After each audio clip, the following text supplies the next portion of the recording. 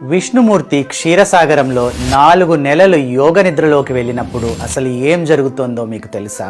తొలి ఏకాదశి రోజున విష్ణుమూర్తి యోగ నిద్రలోకి వెళ్ళినప్పటి నుంచి చాతుర్మాసం మొదలవుతుంది. ఈ సమయంలో సృష్టిని నడిపించే బాధ్యత ఇతర దేవతలు చూసుకుంటారు. ముందుగా గురు పౌర్ణమి వస్తుంది. ఈ సమయంలో గురు బృహస్పతి ఇతర గురువులతో కలిసి 4 రోజులు సృష్టి నిర్వహణ బాధ్యతలను తీసుకుంటారు. అందుకే మనం ఈ 4 రోజులు మన గురువులని గౌరవించి పూజిస్తాము. ఆ తరువాత సృష్టిని కాపాడే బాధ్యత శ్రావణ మాసం అంతా ఈశ్వరుడు తీసుకుంటాడు. ఈ మాసంలో మనం ఈశ్వరునికి ప్రత్యేక అభిషేకాలు చేస్తాము.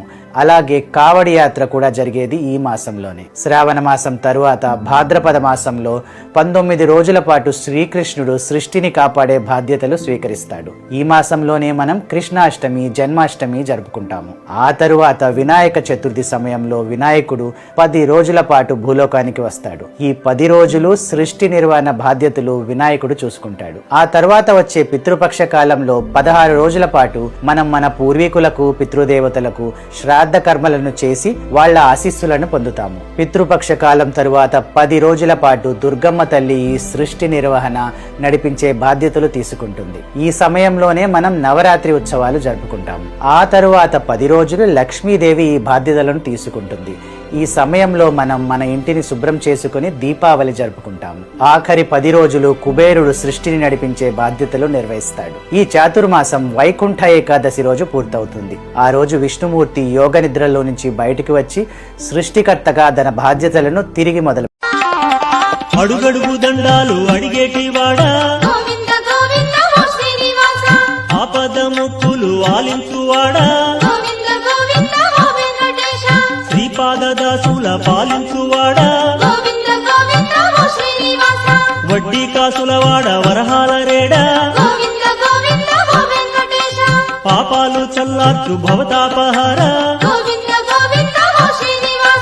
రంగారు బంగారు రాజాధిరాజా. గరుడగమన తవ చరణ కమలమిహ మనసిల సతు మమ నిత్యం.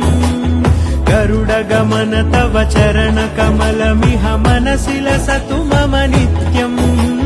మనసిల సతు మమ నిత్యం. మమ తాపమ పాకురుదేవా, మమ పాపమ పాకురుదేవా, మమ తాపమ పాకురుదేవా, మమ పాపమ పాకురుదేవా.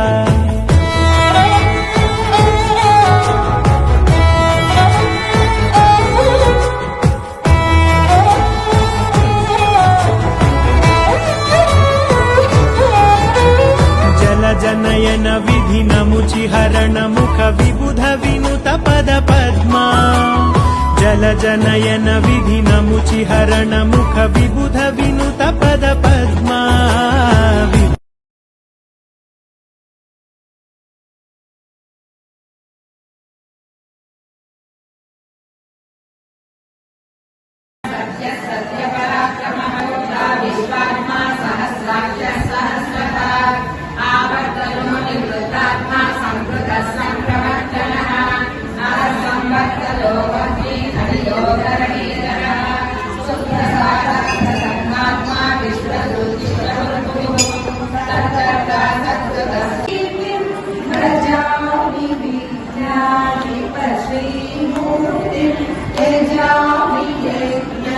Jai